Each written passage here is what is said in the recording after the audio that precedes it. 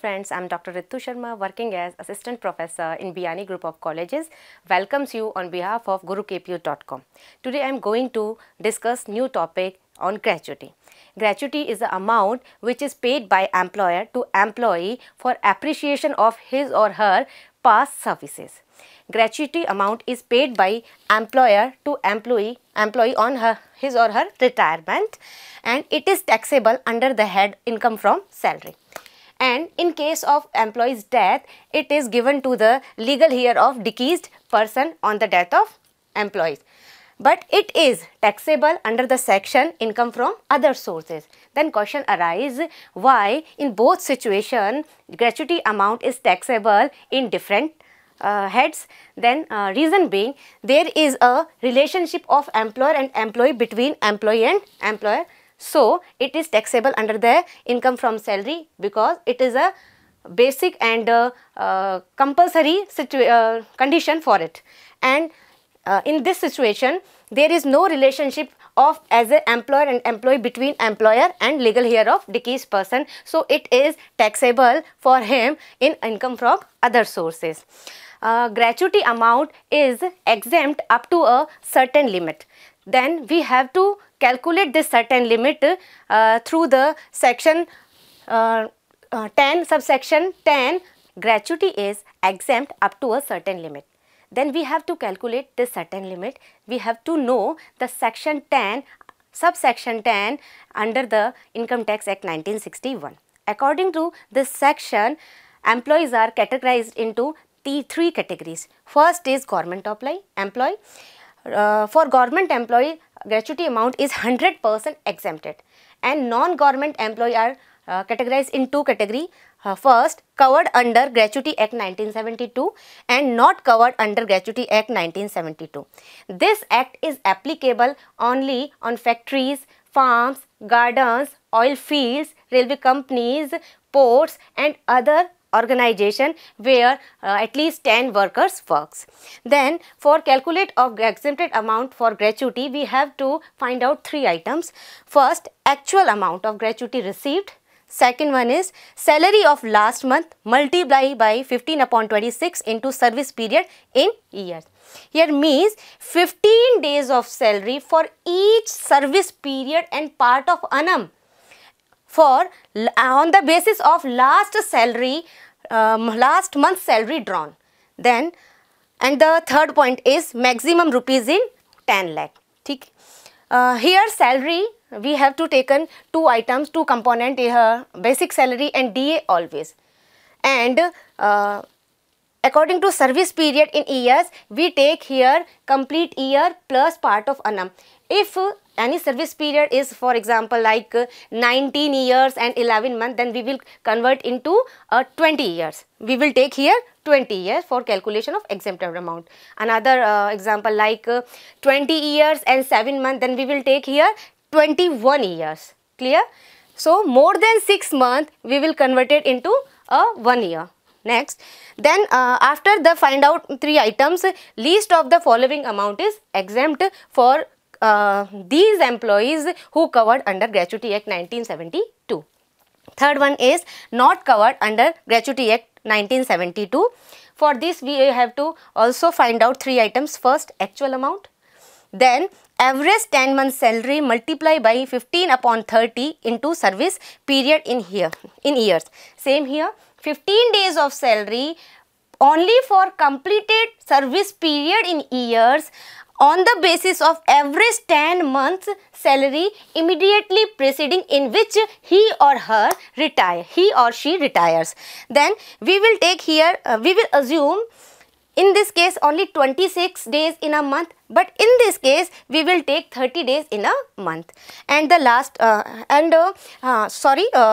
for here calculation, we will take salary, we will take three components for salary: basic salary, DA if DA is given as a retirement benefit, and the percentage commission on sales. Three component we will include in salary, and on 10 months average salary we will calculate the exempted amount for gratuity.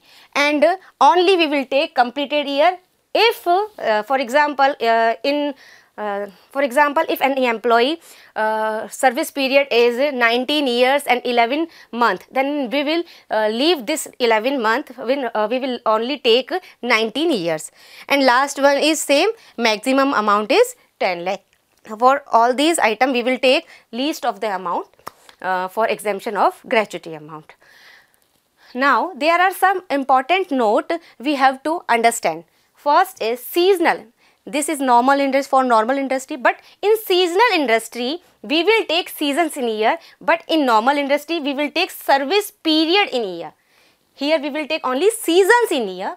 Here we takes 15 days, but in seasonal industry we will take only 7 days. Next one, if any employee gets gratuity amount more than one employer in a year, then maximum amount will be restricted up to 10 lakh. Next, if gratuity amount is received by employee in earlier year, then in this year he again get this amount, then the maximum limit will be 10 lakh will be reduced up to that amount, exempted amount which he availed in earlier year.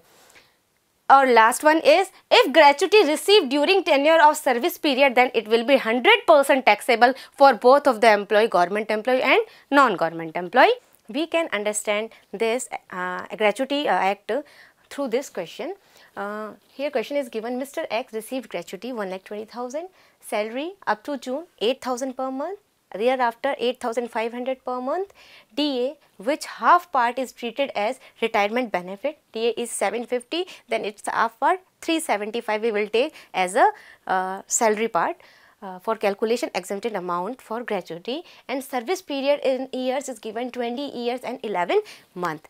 If we treated this question, if we assume that employee is not covered under Gratuity Act 1972, then we have to calculate three items. First, actual amount, which is already given 1,20,000, then 10 months average salary multiplied by 15 upon 30 into completed service period. Here service period is given 20 year and 11 month, but we will take only 20 year as a complete year.